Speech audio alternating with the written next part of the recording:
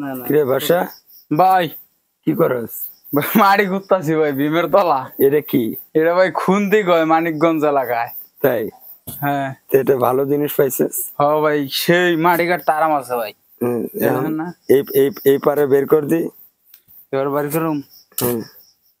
গেছে। আচ্ছা মাটির কেমনে উঠে দিই? এই যে হুম আচ্ছা এরকম করে দইরা এরকম করে পার মারানো লাগবো। এই যে মাটি আইলো এরকম করে ঢিলা দাও। খুব ভালো সিস্টেম তো। এরকম করে দইরা এসে ভীমের তলা পুরো পরিষ্কার পাবেন। আগে তো শাবল দা করতাম একটু কষ্ট মষ্ট হইতো, আর এটা কাই দিয়ে খালি ঢুকে দেওয়ান। আচ্ছা আচ্ছা এই যে বাইরে গেল।